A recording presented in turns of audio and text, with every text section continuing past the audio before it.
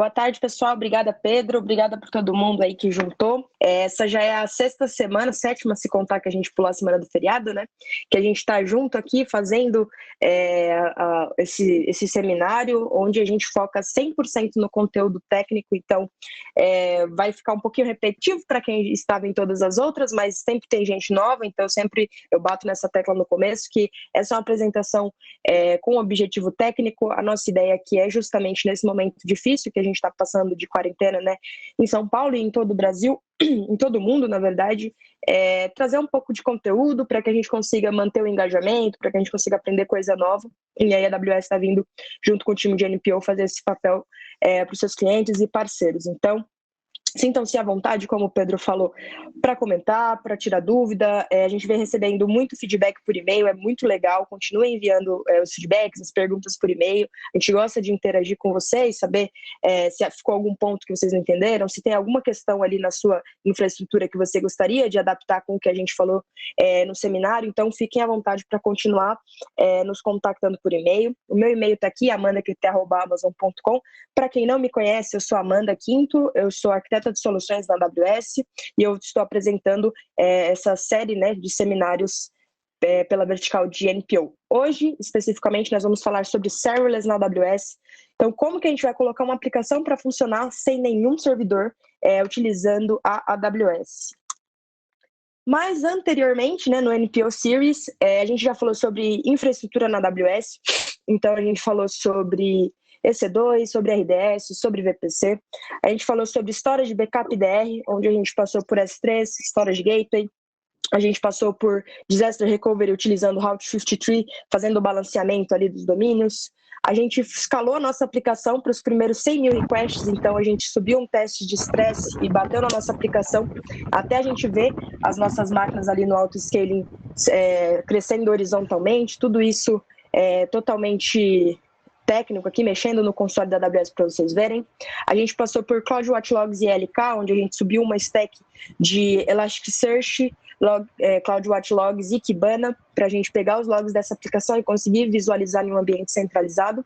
E semana passada a gente falou sobre containers na AWS, onde a gente colocou uma nova aplicação, e aí eu expliquei o motivo, né, que a gente tem uma aplicação independente ali, que não precisa de banco de dados para facilitar os testes de vocês localhost aí. Então a gente subiu uma nova aplicação, uma aplicação informativa, né, daquela nossa aplicação de doe sangue que a gente está fazendo, da nossa campanha de doação de sangue. E hoje a gente vai dar continuidade, né? Mas se você perdeu, né, algum desses outros dias, desses seminários, se você não entender alguma coisa que eu vou falar, porque muitas das vezes eu vou falar coisas que a gente já mencionou em algum outro seminário, não se preocupa, a gente tem documentação, então a gente tem um GitHub, e eu juro que eu estou atualizando tudo lá. Hoje eu consegui de novo, né, criar tudo baseado no GitHub, então eu estou fazendo o caminho inverso, justamente para não deixar vocês na mão e não deixar a documentação faltando lá. Então o GitHub está aqui nesse QR Code, podem escanear, mas se vocês quiserem também, eu mando aí no chat do Charme daqui a pouco, para facilitar também, quem não tiver com o celular, etc. Mas é lá no GitHub que tem todo o passo a passo do que a gente está fazendo. E se você, por exemplo, não estava aqui com a gente na semana passada, onde a gente subiu um EKS, colocou uma aplicação lá para rodar e você não... tá, eu vou mandar aí. E você não entendeu, não consegue acompanhar, a gente vai passar... tem tudo lá no GitHub. Deixa eu mandar aqui já. E aí vocês conseguem acompanhar, tá bom? Alguém pediu para eu mandar no GitHub aí, eu não vi quem foi. Mas tá aqui. Fui eu, Amanda, beleza? Obrigado. Opa, por nada. Então, dando sequência, onde nós estamos agora, né? Então, a gente tem uma aplicação, vocês lembram que semana passada eu tinha colocado o nome de DOI-K8S, referenciando o Kubernetes, mas é porque justamente a gente estava falando de orquestradores de container. Hoje, como a gente já sabe o que é um orquestrador de container, o que é um container, o que é um EKS, o que é um ECS, eu troquei o nome da aplicação para DOI-Info, então onde vai ter informações ali referente à doação de sangue. Essa aplicação, ela está rodando no EKS, então o do ECS lá eu destruí, a gente vai utilizar o EKS porque é mais legal, né? Utilizar Kubernetes, todo mundo gosta. E a gente tem uma outra aplicação, que é o doesangue.mandavosque.com.br, onde você consegue se registrar justamente para fazer a doação de sangue. Essa, por sua vez, roda em EC2, tem um banco de dados RDS PostgreSQL e tem um Elastic Load Balancer na frente. Beleza, agora digamos que a nossa equipe de desenvolvedores, então nossos desenvolvedores, junto com o nosso time de produto, chegam para a gente falar, olha, time de infraestrutura, de DevOps, que seja. A gente tem uma nova aplicação que a gente gostaria de subir, e essa nova aplicação, ela é React e Node.js. Como é que a gente pode fazer o deploy dessa nova aplicação na AWS? Então, existe uma série de formas que a gente poderia fazer isso. A gente poderia sim colocar ela em containers, a gente poderia também colocar ela em uma EC2. Mas por que não utilizar serverless nesse caso, já que eles têm um modelo de aplicação mais moderno, né? Então, utilizando o front-end em React, acho que a gente pode utilizar aí outros serviços para que a gente veja como é que isso funciona e aprenda um novo conceito, que é o conceito de serverless. Então, essa é a nossa problemática. Vamos dar sequência agora sobre um pouco de conceito de serverless, por que isso surgiu, quais são os serviços que a AWS tem para suportar esse tipo de workload. E aí a gente volta aqui e aí vai fazer o deploy da nossa nova aplicação na AWS usando o conceito de serverless, e aí depois a gente vê como é que ficou a nossa arquitetura no final, beleza? Então, é aquela velha história, né, dos monolitos versus os microserviços. Então, uma aplicação monolítica com um time só, ela é totalmente acoplada, né, muito provavelmente ela roda em um servidor só, todos os componentes estão no mesmo lugar e muito provavelmente todos os componentes se comunicam com um único banco de dados. Então se torna aquele bancão, né, normalmente um SQL Server ou um Oracle gigantesco, que é custoso de ser mantido e sempre tem problemas para fazer deploy, porque precisa alterar uma tabela ou outra. Às vezes você precisa fazer deploy na parte de login, você acaba quebrando o carrinho de compras. Então, uma série de questões envolvidas aí no monolito, né? Não que seja o demônio da Tasmânia, você tem um monolito, mas realmente quando você começa a escalar a sua aplicação, talvez perde um pouco o sentido, né? Alguns componentes serem tão acoplados assim. E aí a evolução, né, para os microserviços e o Two Pizza Team, é um conceito aí que veio do Spotify, onde você tem que ter times ali que no máximo 2 pizzas consigam alimentar, salvo no meu time que tem um rapaz que sozinho come umas 3 pizzas, né? O conceito se aplica aí com a quantidade de pessoas em cada um dos times. E os microserviços sendo independentes e gerenciados de forma independente. Então, como a gente falou semana passada, você pode ter um container rodando Node.js, outro rodando Python, você pode ter uma aplicação que utiliza banco de dados RDS Postgres, outra aplicação que utiliza MySQL, por exemplo, ou então DynamoDB, que é o que a gente vai utilizar hoje.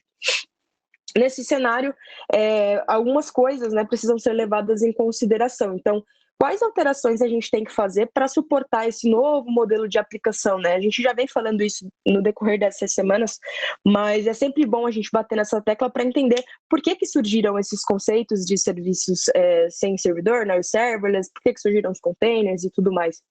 Então, padrões de arquitetura, né, precisam ser criados. Então a gente vai ver no próximo slide, eu vou mostrar para vocês uma arquitetura de microserviços baseada em APIs, por exemplo, que é o cenário que a gente vai utilizar hoje. O modelo operacional, então a forma com que isso é gerenciado operacionalmente, tem que ser alterada, porque quando um time só, né, um time, por exemplo, de infraestrutura só, precisa suportar todos esses microserviços, acaba ficando um pouco complexo, porque o sysadmin, por exemplo, ele teria que conhecer cada pedaço das aplicações, saber que em um workload ele tem um Python 3, em outro ele tem um Node 10, e aí acaba ficando um pouco complexo ali, né? E a entrega de software, a forma com que o deploy é feito para esses ambientes, né? Isso a gente vai falar mais na semana que vem, quando a gente falar de DevOps, mas a entrega de software ela também muda, né? Como é que você faz o deploy de uma aplicação que um pedaço está em serverless, outro pedaço está em containers e outro pedaço está on-premises em um servidor Windows. Então, tudo isso tem um impacto, né? Quando você decide mudar a sua arquitetura de um monolito para microserviços, tem um impacto operacional muito grande, e a forma com que você entrega isso também, entrega esse software também muda, né? Então, como eu mencionei, a gente vai ver aqui uma arquitetura de microserviços baseada em uma API. A gente meio que pensa em API como uma porta de entrada, né? Então, se vocês verem aqui, ficou escuro aqui, mas dá para ver, né, que é um celular, um computador e um device IoT, por exemplo, todos eles se comunicam, né? Então eles batem na porta de entrada ali para tentar entrar, que é uma API. Essa API, ela se comunica, por sua vez, com dezenas de microserviços, né? E esses microserviços expõem outras APIs para que outros serviços aí, por exemplo, serviços internos possam se comunicar com essas outras APIs, fazem persistência em banco de dados, e tem a questão dos eventos, né? Então, como é que eu pego um ID, por exemplo, em um microserviço e outro microserviço para processar esse ID, precisa ter essa informação também, né? Se eu manter esse dado, né, eu não queria usar a palavra estado ainda, mas se eu garantir esse estado ali dentro da minha aplicação, como é que a minha outra parte da minha aplicação consegue consumir isso, né? Então, a gente começa a falar de eventos, de mensageria, então tudo isso impacta quando a gente está trabalhando com microserviços. Quando você tem um monolito só, você, de certa forma, não tem esse tipo de problema, né? Você consegue passar isso como parâmetro para outra função, por exemplo, porque está tudo ali rodando no mesmo lugar. Mas quando a gente começa a falar que cada um desses microserviços, desses componentes, eles são independentes e eles conseguem, e eles precisam se comunicar de forma independente também, a gente traz outros conceitos aí para a mesa, né, para o debate. E a camada de persistência, como eu mencionei, então pode ver que eles são desacoplados também. Um microserviço, digamos, bonito de se ver, ele tem a sua camada de persistência totalmente desacoplada de outros. A gente sabe que não é uma realidade para todos os cenários, mas entende-se que é uma boa prática. Então, como eu mencionei, as APIs elas são a porta de entrada, né, dos microserviços. E a gente consegue, na AWS, fazer o gerenciamento de APIs, né, de APIs com o API Gateway, que é um serviço da AWS. Então, é a forma com que você consegue expor as suas APIs de forma gerenciada. Então, a AWS faz o gerenciamento desse serviço. Existem alguns serviços de mercado, por exemplo, Kong ou Umbrella, que são serviços de API Gateway, que você consegue, por exemplo, fazer o deploy em uma EC2, do Kong em uma EC2 e utilizar ele como seu gerenciador, ali como seu API Gateway. Mas aí você perde a magia de utilizar uma nuvem, né, como a AWS, onde você consegue utilizar serviços 100% gerenciados. Então, a AWS se encarrega, né, da camada de segurança, né, quando a gente fala de responsabilidade compartilhada, a segurança da cloud, a AWS se encarrega, componentes, configurações, versão, tudo isso versão do sistema operacional, patch de sistema operacional, tudo isso é de responsabilidade da AWS, ficando como responsabilidade do cliente final, né, somente realmente a configuração desse serviço e a utilização desse serviço. Então, você precisa ir lá e configurar a sua API Gateway devidamente. Então, por exemplo, digamos que a sua API ela precisa de um hash, né, de uma key, alguma coisa desse tipo, você pode fazer essa configuração no API Gateway e aí manter esse hash, né, seguro entre as suas aplicações. Isso é de responsabilidade do cliente, porém o serviço de API Gateway tem o recurso, né, de você utilizar API Keys, por exemplo. Algumas outras questões, né? Então, por exemplo, o cache do API Gateway, monitoração, então tudo isso você consegue utilizar. A gente vai utilizar a API Gateway hoje no exemplo, mas é só para vocês verem aqui a vasta possibilidade que a gente tem. A AWS tem também o CloudFront como CDN, onde a gente consegue expor esse endpoint de API Gateway para o mundo, e aí aqui a gente consegue, por exemplo, colocar uma camada, utilizar uma camada de WAF na frente dessa nossa API Gateway. Então, é mais uma camada de segurança para o nosso componente, para o nosso workload. E atrás do API Gateway, daí você pode se comunicar com qualquer outro serviço. Então, no nosso exemplo, a gente vai utilizar o Lambda, mas também poderia se comunicar com uma API rodando numa EC2, por exemplo, ou rodando em um EKS, como é o caso de um componente da nossa aplicação. Beleza? Então, dando sequência, eu falei que eu não queria utilizar a palavra de eventos ainda, justamente por conta disso, as aplicações e as arquiteturas, né, passaram a evoluir para arquiteturas event-driven, então elas são drivadas através de eventos, né? Então imagina um cenário onde a gente tem um e-commerce, por exemplo, um request ali onde você gera um pedido, esse ID desse pedido ele é passado para diversos outros componentes que compõem, né, todo esse universo de microserviços que roda atrás de um e-commerce. E como que esse ID, por exemplo, ele é passado adiante, né? Então a AWS disponibiliza alguns serviços de mensageria para que você consiga fazer o desacoplamento realmente do estado do seu código. Então, por exemplo, o SQS, que é o Simple Query Service da AWS, que é para filas mesmo, onde você consegue gerenciar filas de algumas maneiras. Por exemplo, a mais famosa, né, a FIFO, First In, First Out, mas você também consegue configurar de outras formas. Você consegue armazenar ali essa mensagem, né, por até 14 dias, por exemplo, se for necessário por algum motivo de auditoria, algo desse tipo. O SNS, onde a gente utilizou o SNS, inclusive, acho que no dia do escalando para os 100 mil usuários, onde a gente enviou uma mensagem através do SNS para o Lambda falando que o nosso autoscaling foi alterado. Não sei se vocês se lembram, mas tem a gravação desse dia aí também.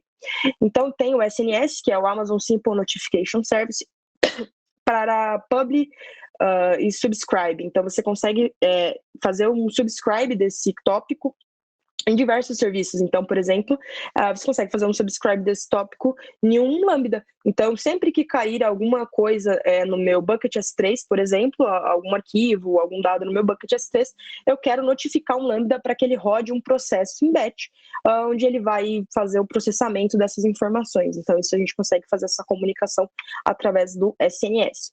E o CloudWatch Events a gente também viu no dia que a gente falou sobre CloudWatch Logs, a gente passou rapidamente pelo CloudWatch Events, onde você consegue, por exemplo, fazer gestão síncrona de cron, por exemplo, um agendamento de cron, onde você pode sempre às 14 horas rodar um processo batch que faz um processamento ali das novas linhas do seu banco de dados, por exemplo.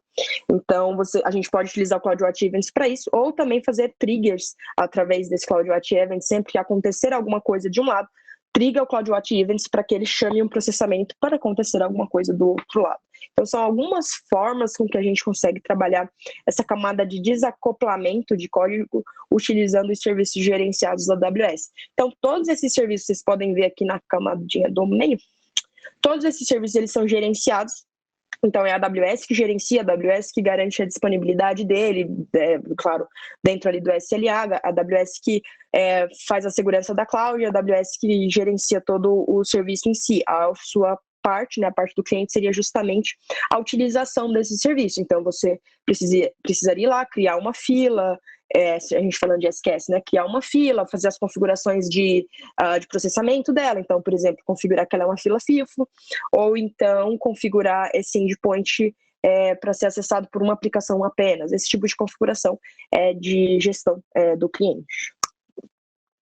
E a parte de data streams, então a captura de dados, né, através de streams, digamos que a gente está falando aqui de cadastros, por exemplo, um nível muito grande de cadastros, e a gente precisa pegar isso em tempo real e registrar isso num banco de dados ou algo do tipo, para fazer alguma análise de Big Data posterior ou algo do tipo. Então a ingestão de dados, né, pode ser feita através da stack do Kinesis. Aqui só tem Kinesis Data Stream, mas a gente fala a gente tem alguns tipos de Kinesis, né, que podem ser utilizados para essas finalidades. A gente pode falar mais sobre isso no dia do Machine Learning, onde a gente passa por uma stack aí de serviços para gerenciamento de dados, mas é importante vocês saberem que a gente tem essa possibilidade.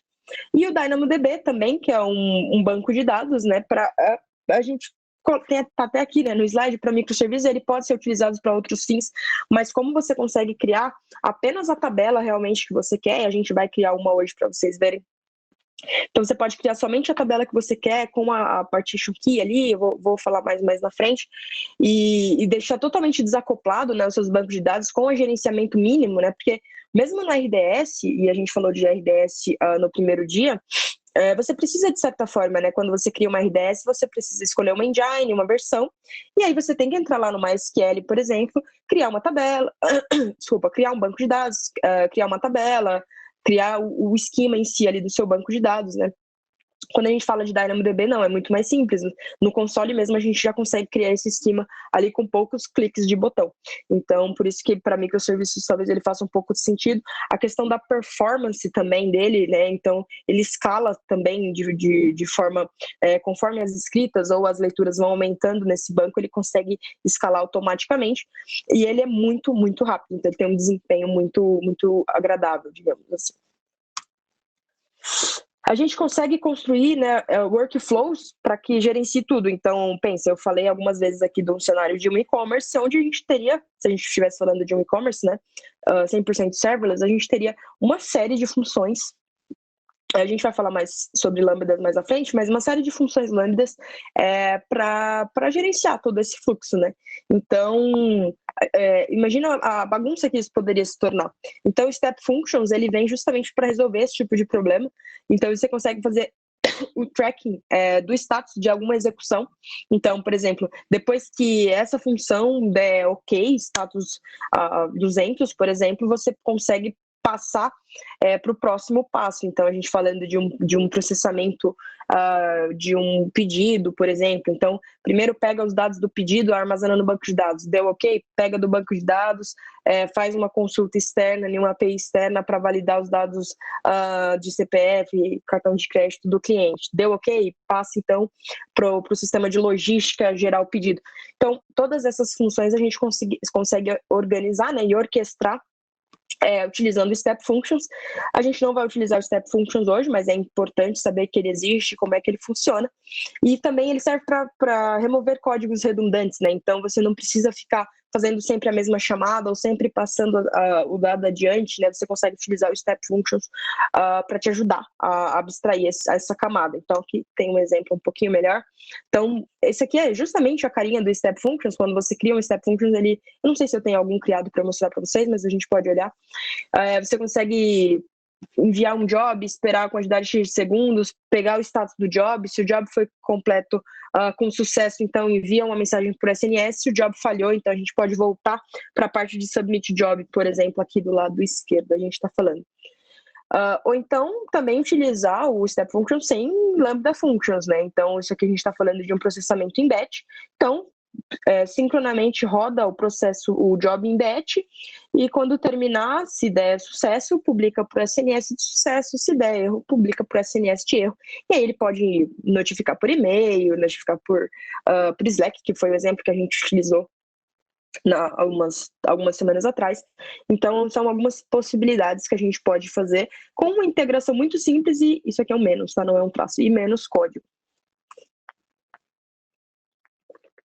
Arquiteturas nativas de nuvem são pequenos pedaços muito pouco acoplados. Então, o que a gente falou de data-driven, de event-based, então a gente está falando realmente de desacoplar a nossa arquitetura.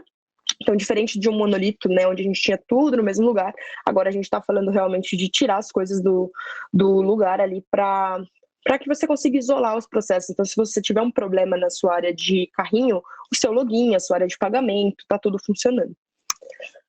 Mas o que é serverless, né? Então, eu falei aqui 2 horas, né, para chegar aqui afinal, o que é serverless? Então, é o provisionamento de infraestrutura sem nenhum tipo de gerenciamento, né? Então, quando a gente falou de EC2, a gente não teve que ir lá criar EC2, escolher sistema operacional, escolher banco de dados, escolher a quantidade de storage, colocar uma chave, colocar numa subnet, fazer todas as configurações. Por mais que seja, né, um serviço da AWS, onde abstrai muita coisa também do que você teria que fazer se você estivesse no data center, você tem um certo tipo de trabalho ali para criar, e você precisa gerenciar, né? Então, aqueles sistemas operacionais que a gente criou no EC2, em alguns casos a gente trabalhou com Ubuntu, por exemplo, eu tenho que atualizar esse Ubuntu. Se tiver algum patch de atualização de segurança do Windows, eu tenho que ir lá e manualmente atualizar. A AWS não vai atualizar para você, até porque a gestão desse servidor é sua. Quando a gente está trabalhando com serverless, isso não é uma verdade. Vocês vão ver que quando a gente cria um Lambda, a gente escolhe apenas qual que é o runtime que ele está sendo utilizado, que vai ser utilizado, né? A gente não vai falar de sistema operacional, por exemplo.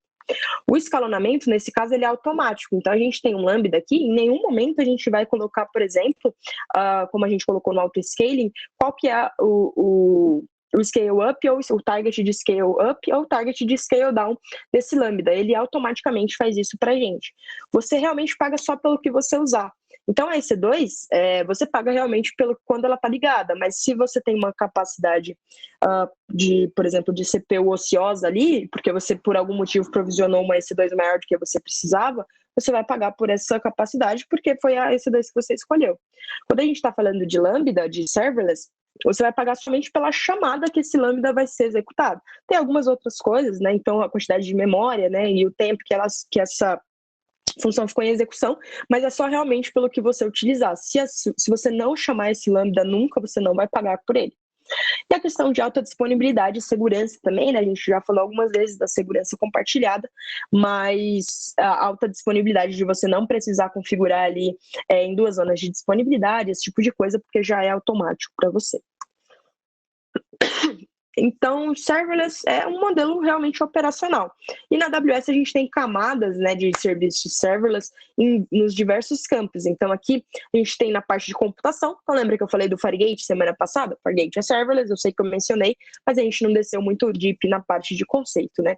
Então, Lambda e Fargate quando a gente está falando de computação. Quando a gente está falando de banco de dados, né, de armazenamento de dados no caso, então tem o Aurora, por exemplo, serverless, já que é um RDS serverless, onde você não vê a instância do RDS ali rodando.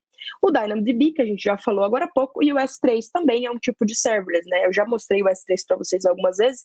Vocês veem que a gente não tem uma EC2 rodando o S3, né? Ele está rodando realmente na infraestrutura da AWS, mas você não vê aonde, né? Você sabe que está na região que você selecionou, na zona de disponibilidade que você selecionou, mas você não está vendo aquele servidor. E a parte de integração, né? Então, como a gente passou também, API Gateway, SQS, SNS, Step Functions, todos esses são serviços serverless, porque justamente você não vê uma EC2 rodando para que isso esteja disponível. Mas vamos focar na parte de computação. Então, a gente tem aqui Lambda, Fargate, ECS e o EKS, que a gente passou semana passada, e o EC2. Então, o Lambda, o que é gerenciado pela AWS, né? Praticamente tudo. Você vê que aqui na parte do que o cliente gerencia é só realmente o código da aplicação. E a AWS gerencia a integração com fonte de dados, hardware, software, rede, instalações e provisionamento. No Fargate, também, mas aqui você tem a configuração e atualização de segurança, configuração de rede, as tasks que você precisa gerenciar, né, para saber qual é a versão e tudo mais. E aí a AWS se encarrega, né, da parte de hardware também, sistema operacional, escalonamento do cluster e tudo mais. Opa. Pera. Quando a gente fala de ECS e EKS, você também, né, a parte de hardware físico, a AWS que gerencia, mas você precisa gerenciar a parte de configurações de rede, gerenciamento de tasks, segurança, então ali atualizar o sistema operacional da sua EC2, por exemplo. E EC2, por fim, né, a AWS se encarrega realmente da parte física, né, de hardware, redes e instalações, e o cliente se encarrega do código da aplicação, integração com o banco de dados, o escalonamento, então tem que fazer aquela configuração de autoscaling que a gente fez, a configuração e atualização de segurança, provisionamento, dimensionamento, aplicação de patch, todas aquelas coisas que vocês já estão cansados de saber, que eu já venho repetindo aqui no decorrer das semanas, né? Então aqui a gente consegue ver que quanto mais para cima ele está aqui nessa escala, né, ele é mais gerenciado pela AWS. Então, no caso do Lambda, que é o que a gente vai utilizar, a gente precisa... Opa, de novo. A gente precisa e realmente, vocês vão ver que a gente só precisa se preocupar com o código da aplicação. Então, chega de falação, como todas as semanas a gente está fazendo, a gente passa pelo conceito, depois a gente vem aqui para o console. Deixa eu atualizar aqui antes que caia, como sempre. Então, deixa eu ir mostrando aqui para você, e aí a gente vai até seguindo a cartilha aqui.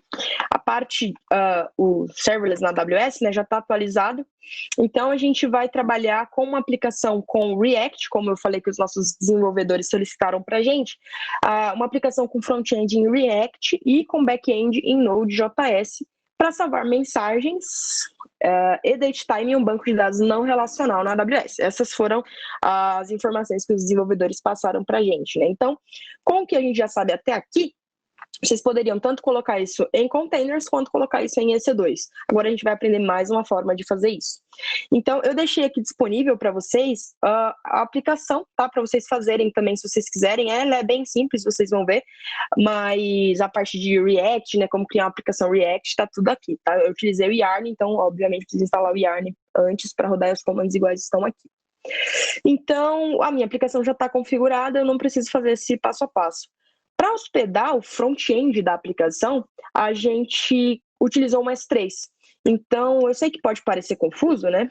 Porque eu venho falando semana após semana que o S3 é um storage de objetos, né? Então, como é que a gente armazenou? Como é que a gente armazenou a nossa aplicação em um S3? Então, no S3 você pode sim configurar ele para ser um... Deixa eu colocar aqui. Para ser um site estático, né? Então, quando você cria um bucket S3, a gente vai criar ali, só para vocês verem, você pode selecionar essa opção para ele se tornar um site estático, tá? Então, vamos criar um aqui. A gente tem tempo, hoje eu consegui ser mais sucinta nos slides. Então, a gente vai criar um do example. sempre deixa o bucket, né, com todos os acessos públicos travados. Amanda, mas como é que eu vou conseguir acessar o meu site se os meus arquivos, né, estão bloqueados para acesso público? Como é que o meu usuário final vai acessar o meu index.html, por exemplo? Vocês vão ver mais à frente, mas sempre deixa o seu bucket totalmente fechado. Vocês podem ver que ele vem fechado por padrão. Então, a gente cria o bucket aqui, simples assim.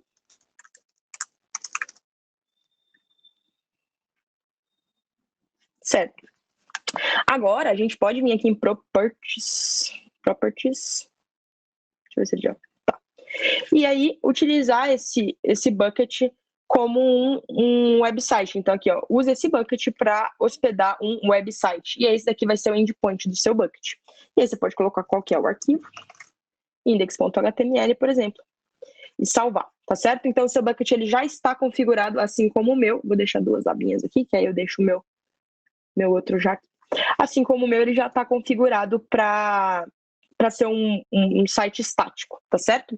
Agora, aquela questão que eu falei para vocês, mas, Amanda, se o meu bucket está totalmente fechado, né, como é que o meu usuário final acessa ele? Então, vamos seguir aqui só para a gente não se perder. Então, o que a gente já fez, né? A gente veio na AWS, criou um bucket S3, tá? Então, eu deixei uma documentação aqui, talvez se eu passei muito rápido ou algo do tipo, vocês podem seguir a documentação. E também configurou esse S3 como um site estático, tá certo? Então, vai lá, clica em Properties, em Propriedades e seleciona a opção Site Estático. Agora, para a gente expor o nosso site, né, para os nossos clientes de maneira segura, a gente cria um CloudFront. E é por isso que eu já deixei tudo pré-configurado, tá, pessoal? O CloudFront, ele demora uns minutinhos para ser criado, e aqui tempo é o nosso bem maior, realmente não dá tempo de esperar. Mas eu vou mostrar para vocês como é que eu fiz a configuração. Então, esse aqui é o CloudFront, tá? Eu não fiz esse daqui é o S3, porque vocês já estão cansados de saber, eu já mostrei algumas vezes. Quem não estava nas outras apresentações, só pedir as gravações que a gente envia. Então, esse daqui é o CloudFront, tá? O CloudFront é o serviço de CDN, Content Delivery Network da AWS. A gente consegue criar as distribuições, né, para que você consiga hospedar, por exemplo, como é o nosso caso, o seu site estático atrás do seu CloudFront, para entregar, né, uma URL para o seu usuário. Então, tá. Chegou a mensagem aqui, mas é um e-mail. Para hospedar o seu site, né, de forma que você tenha realmente uma URL para você entregar para o seu usuário e não passar qual que é o nome do seu bucket, porque, lembra, quando a gente criou aqui o DOI Example,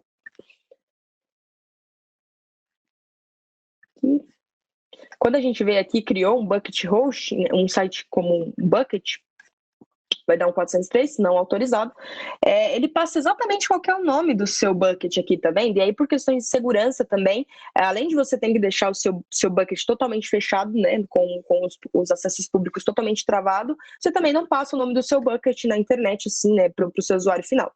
Então, você pode, sim, utilizar um CloudFront para expor esse bucket.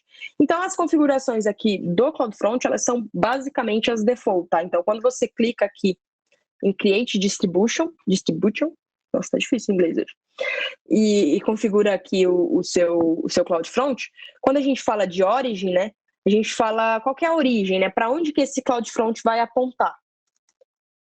-example. Então, ele vai apontar para o S3 que eu acabei de criar. Então, aqui não precisa de muitas configurações. Então, o seu bucket está com astreto restrito? Sim. Cria uma nova identidade e atualiza o bucket para mim automaticamente. Eu sei que pode parecer complexo, pessoal, e a documentação está aqui, tá bom? Para vocês fazerem aí, mas vamos passar aqui por cima só para vocês terem uma ideia. Então, essas são as configurações default, aponta para o S3 que você criou, fala que o seu bucket é sim restrito, cria uma nova identidade e atualiza o bucket, a bucket policy, tá? O que é a bucket policy? Vou mostrar aqui para vocês. A gente dá permissão para tudo que vem do CloudFront acessar os nossos arquivos. Aqui. Então, essa bucket policy aqui, então isso aqui é uma policy, quem colocou aqui para mim foi o CloudFront, tá vendo? Não fui eu que vim aqui e atualizei manualmente, até por questões de segurança, para eu não dar mais permissão do que deveria ter. Então, coloca Yes, Update Bucket Policy. Aqui são as configurações de cache e quais métodos que você aceita, né? Então, por exemplo, se eu vou expor a minha API, lembra que eu mostrei no slide que uma API pode estar atrás de um CloudFront por questões de segurança? Se eu vou expor a minha API e a minha API precisa de post, delete, put, etc., eu preciso selecionar esse método HTTP aqui. E aqui algumas outras configurações, mas assim, é bem intuitivo, tá? Então, o cache, eu deixei o meu cache zerado, porque eu estava fazendo testes de front-end, aí eu precisava ver em tempo real as alterações, tá? E algumas outras configurações aqui. Então, o que eu falei para vocês sobre o WAF, tá vendo? Você pode configurar uma WAF ACL para aplicar no seu CloudFront. Isso aqui é importante, então eu coloquei um domínio para gente, né? Vocês vão ver lá no meu CloudFront, deixa eu duplicar aqui. Vocês vão ver lá no meu CloudFront que eu coloquei um domínio para nossa aplicação, e aí nesse caso você precisa colocar um certificado aqui, tá? Então lembra que eu falei para vocês que eu comprei esse domínio justamente para a gente fazer os nossos testes e tudo mais? Eu tenho como gerar um certificado SSL para ele na AWS mesmo. Eu deixei aqui embaixo em tips, em dicas, né? Como gerar o certificado. Então tá aqui, ó, Certificate Manager. Você pode ir lá no Certificate Manager e gerar um certificado para o seu domínio. E algumas outras configurações aqui do seu CloudFront, mas como a gente não tem tempo para criar o CloudFront em si, era só para vocês verem como é que é criado, qual que é a carinha dele. Então, esse daqui é o nosso, que já está deployado, né? Depois de aqui, status deployed, depois de alguns minutos. E aí eu coloquei aqui, tá vendo? Qual que é o certificado e qual que é o domínio da nossa aplicação. Então, como eu falei, vai ser uma aplicação de feedback, tudo mais que isso a equipe de desenvolvimento passou para a nossa equipe fictícia passou para a gente, tá certo? E é importante criar um behavior. O nosso é o padrão mesmo, que vai apontar para aquela origin que a gente criou. Basicamente é isso, não tem muito segredo. Eu sei que pode parecer complexo na primeira vista, e a configuração para ajudá-los está aqui no nosso GitHub. Muito bem, então a gente já tem aqui o nosso front-end funcionando, certo? Deixa eu vir aqui pegar a URL. Que eu não derrubei, está aqui. Isso é importante. Eu ia arrumar, eu falei, eu vou deixar assim para eles verem a configuração funcionando. Então, essa é a resposta que você tem quando você não tem permissão para acessar o arquivo que está lá no seu S3.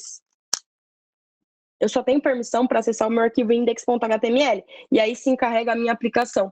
Mas tem como, tá, gente? Vocês configurarem para isso, para o default index HTML, eu ia configurar, mas eu falei, eu vou deixar assim mesmo, para eles verem qual que é o erro quando a gente está utilizando um bucket que não tem permissão para ser acessado, o arquivo não tem permissão para ser acessado através nem do CloudFront, tá certo? Então aqui está a nossa aplicaçãozinha, ficou um pouco gótica agora que eu falando com vocês agora que eu parei para pensar, mas a ideia é que a gente envie o nosso nome e uma mensagem para a nossa equipe de voluntários, né, que subiram essas aplicações de doação de sangue. Mas a gente vai chegar lá, eu queria mostrar apenas que o nosso front-end está funcionando. Então, qual que é o fluxo do front-end? Lembram do Route 53, que a gente já falou também algumas vezes? Então vamos lá para vocês verem. Aqui, Route 53 ou Route 53, como preferirem. Eu criei uma entrada chamada feedback.mandalvisque.com.br apontando para o nosso CloudFront. Então, o CloudFront ele entrega para você um domain name dele mesmo, que é esse daqui. Então, eu apontei a minha entrada para esse domain name. Para isso, eu preciso ter o alias configurado com esse domínio que eu estou apontando e um certificado para o meu domínio também, tá certo? Então, nosso front-end, tá beleza, já está aqui respondendo para a gente.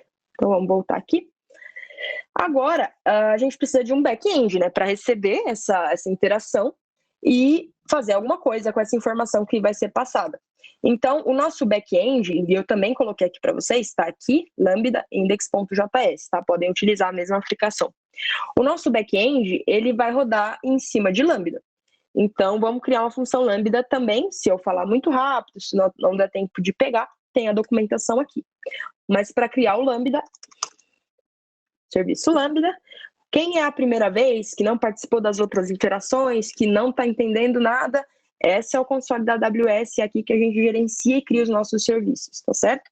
Então, serviço de lambda, é só clicar aqui no lambda ou pesquisar na barra de pesquisa.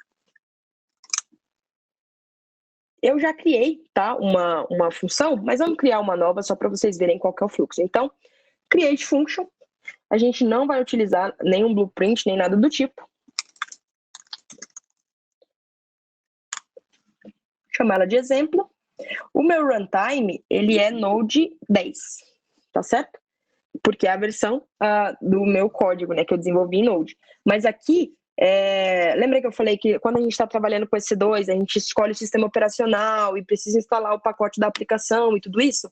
Quando a gente fala de serverless, não. Você só precisa realmente escolher qual que é o runtime que você vai utilizar. Então, basicamente, qual que é a versão da linguagem de desenvolvimento que você vai utilizar. No nosso caso, a gente vai utilizar o Node.js. Create function. O Lambda não costuma demorar muito. Pode ser a internet nossa de cada dia aqui que não está ajudando. Agora foi. Então, aqui está a nossa funçãozinha Lambda. Então, digamos que vocês estão reproduzindo os passos, né? Essa daqui é a função Lambda. E aí, basta copiar o código que está lá no GitHub e colar aqui que a função em si já vai estar criada e funcionando, tá bom? Como eu já tenho a função criada e funcionando, eu não vou criar outra. Mas o fluxo para a criação de uma função é aquela. Essa daqui é a nossa função mesmo que a gente está utilizando para responder como um back-end, tá bom? Então, não tem muito segredo aqui. Uma questão que é importante, que eu acho até que na documentação ficou talvez um pouco abstrato, é a questão de permissão. Então, vocês vão precisar, na função Lambda de vocês, ter permissão para interagir com o banco de dados, com o DynamoDB. E aí é só você vir aqui em Permissions, Role Name, você clica em Role Name, e ele já vai abrir qual que é a role correspondente para esse Lambda e quais são as policies que esse Lambda tem. Então, eu até falei aqui, ó, aqui embaixo, para você fazer isso. Eu coloquei DynamoDB Full Access e eu coloquei que essa também não é uma boa prática, mas é só um teste. Depois do teste, eu indico deletar realmente essa role. Mas é para vocês verem onde é que fica as permissões do Lambda. Aqui fica as questões de monitoração do Lambda, né? Então, se você não está com tempo de montar um dashboard, por exemplo, lá no CloudWatch Logs, você pode vir aqui em Monitoring, que ele vai mostrar para você. Agora não tem nada, mas se a gente pegar de 3 dias, tem os meus testes aqui, tá vendo? Algumas vezes eu errei, as invocações que eu fiz. Então, invocations é sempre que você chama essa função, a duração dessa chamada, o erro e tudo mais. Deixa eu ver o que mais tem de importante aqui. Aqui embaixo a gente consegue ver, por exemplo, se a gente tivesse variáveis de ambiente para esse Lambda, tags para essa Lambda, configurações básicas. Então, a minha função é muito simples, 128 de memória é mais do que suficiente. Mas se você está fazendo algum processamento, que precisa baixar um arquivo de algum lugar e processar, você pode aumentar a memória e pode aumentar a timeout também. Se for o caso, se a sua função estiver realmente fazendo alguma tarefa interna, que precisa de comunicação com a sua VPC e não pode sair para a internet, você pode configurar a sua Lambda para rodar em uma VPC, tá bom? De Lambda, eu acho que isso é o suficiente para a gente conhecer. Esse daqui é digamos, o SDKzinho, né, do Lambda, que você consegue gerenciar aqui o seu código, mas também como é uma função pequena, faz sentido utilizá-lo. Quando a gente está falando de mais coisa, é mais interessante vocês utilizarem o Visual Studio Code, o Visual Studio, e aí você consegue utilizar o SAM da AWS para fazer essa configuração, tá? Eu posso colocar lá no GitHub depois essa informação para ajudar os devs de plantão aí. Então, o nosso back-end, já fizemos o deploy do nosso back-end, né? E agora, como é que o meu front-end vai chamar o meu back-end, né? Essa função Lambda, ela não tem nenhum endereço, né? Você pode ver que ela não tem nenhuma URL. E aqui que entra o API Gateway. Então, tem um spoiler aqui, né? Que o API Gateway já está pré-configurado aqui. Então, a chamada aqui do API Gateway para o Lambda. Agora, a gente vai lá no serviço de API Gateway para vocês conhecê-lo. Quanto tempo temos? Estamos no tempo.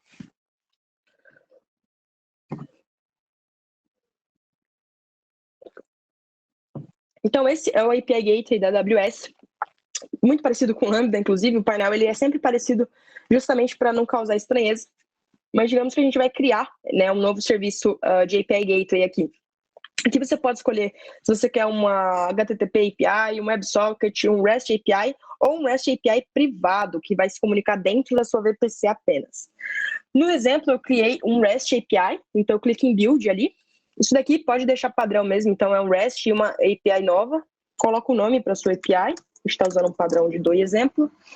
Ela pode ser regional ou privada, né? Ou uma entrega otimizada utilizando id locations. No caso, a gente vai utilizar o regional mesmo. Você pode colocar uma descrição aqui.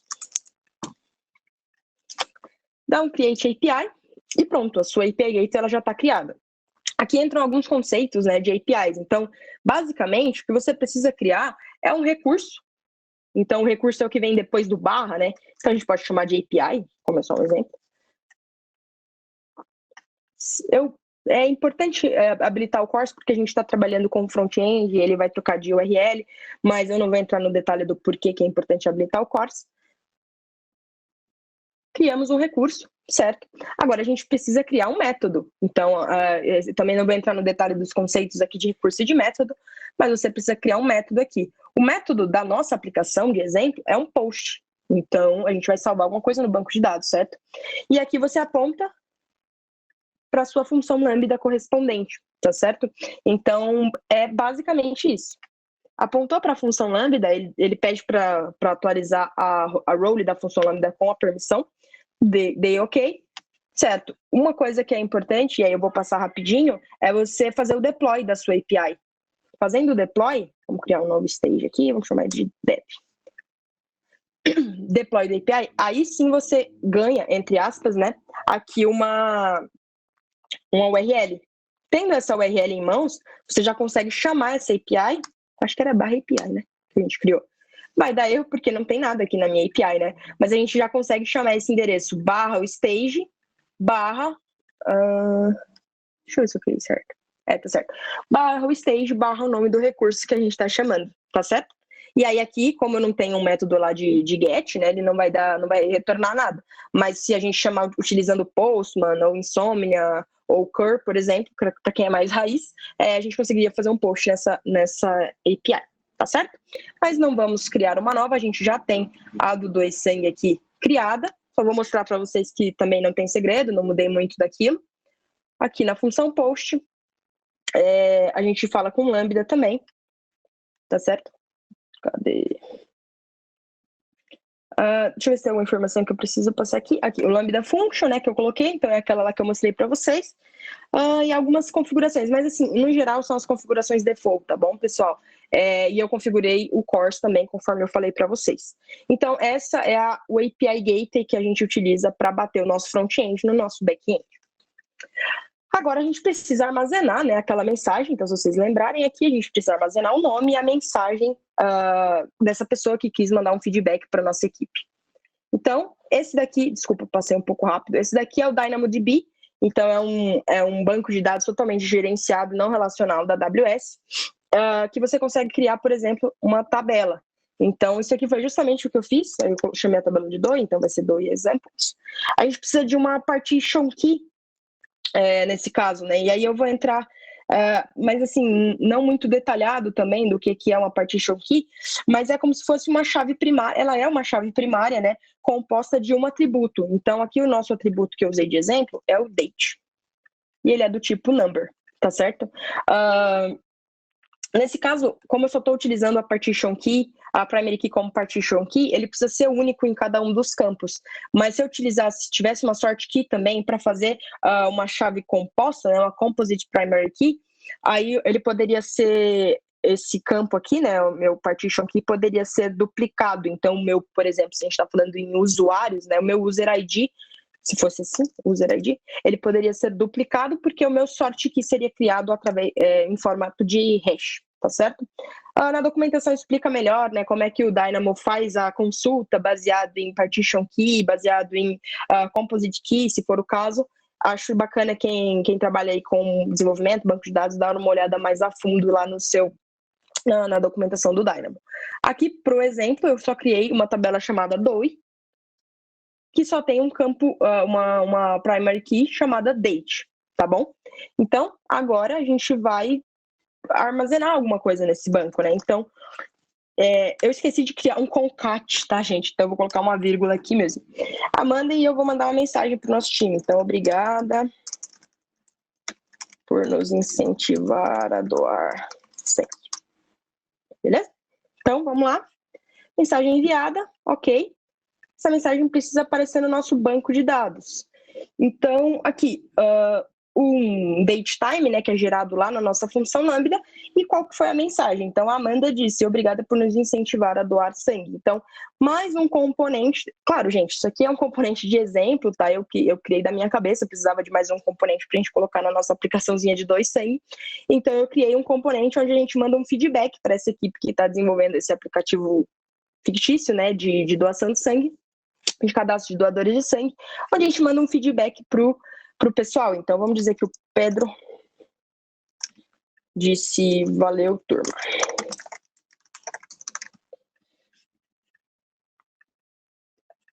E aí, todas essas as interações, né, dos nossos usuários, dos nossos clientes, ficariam armazenadas aqui no banco de dados, utilizando essa stack serverless para rodar essa aplicação, tá certo? Então, voltando aqui para o slide, essa é a nossa arquitetura final. Então, vamos passar só pelo DoInfo.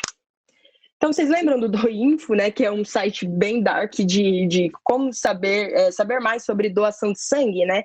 Então, a gente quer ter mais informações aqui sobre doação de sangue, beleza. Aí, agora a gente tem um campo aqui de feedback. Então, você quer deixar uma mensagem para a equipe do Doe Sangue? Clique aqui para fazer um feedback, né, para enviar um feedback.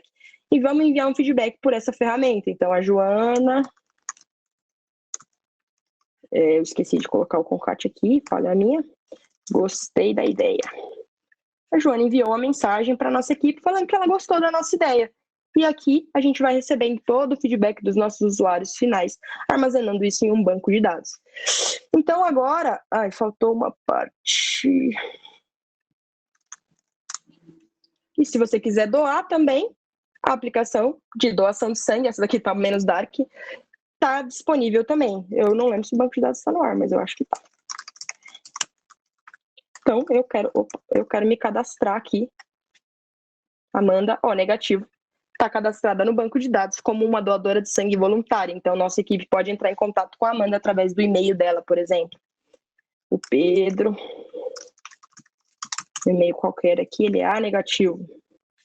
O Pedro, A negativo, também está cadastrado no nosso banco de dados. A gente vai entrar em contato com todas essas pessoas fictícias aqui para participar da nossa campanha de doação de sangue. Então, voltando aqui para a arquitetura, a gente tem o DoInfo, né? Então, é aquela página preta, onde a gente tem todas as informações. O cadastro de doadores de sangue. E agora a gente tem o feedback, onde a gente pode mandar um feedback para o pessoal que está trabalhando nesse projeto. Então, quando a gente entra como DoInfo, a gente vem aqui para o EKS Fargate. Lembra que a nossa aplicação estava rodando no Fargate? Ela ainda está. Eu posso tentar mostrar para vocês.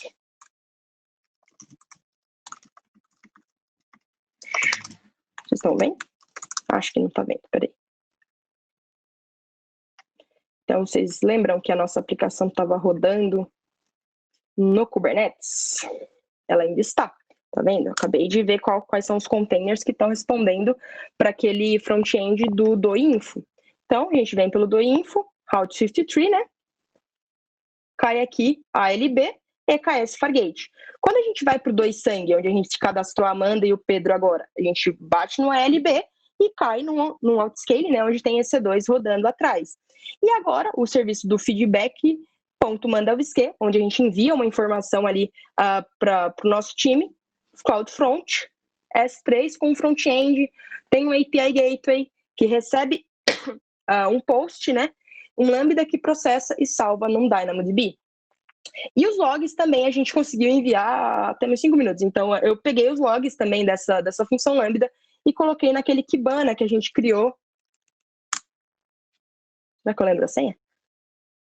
E eu coloquei naquele Kibana que a gente criou no segundo dia. Então, se vocês verem aqui, a AWS Lambda Doi-sangue-messages, a Joana, que a gente acabou de registrar, está aqui como um log que a gente salvou no nosso Elasticsearch. Então, aqui, Elasticsearch, CloudWatch Logs, certo? Tem aqui também, como aqui no Tips, tá? Como enviar os logs para o Elasticsearch. Então, eu mandei uma doc aqui e apontei qual seminário que a gente falou sobre isso. Então, a gente conseguiu integrar todas as soluções que a gente veio fazendo até agora em uma única, digamos, em vários microserviços de uma única aplicação. fictício, tá, gente? Não são realmente microserviços, eles nem têm funções tão importantes assim, mas é para vocês verem a funcionalidade de cada um dos ambientes. E aqui a gente conseguiu mesclar bastante coisa. Então, a gente tem serverless aqui, containers aqui e infraestrutura EC2 aqui embaixo. E o banco de dados que salva os dados dos cadastros dos doadores é um RDS PostgreSQL. Tá certo? Pessoal, dúvidas, choros, lamentos? Eu sei que, de novo, a gente fala muito rápido, realmente para passar o máximo de conteúdo possível para vocês, mas o seminário está gravado e aí vocês podem ver depois com mais calma ir fazendo, né, os deploys aí na infraestrutura de vocês, e o GitHub é totalmente aberto para usufruto, né, de quem está participando aqui dos seminários com a gente, tá legal?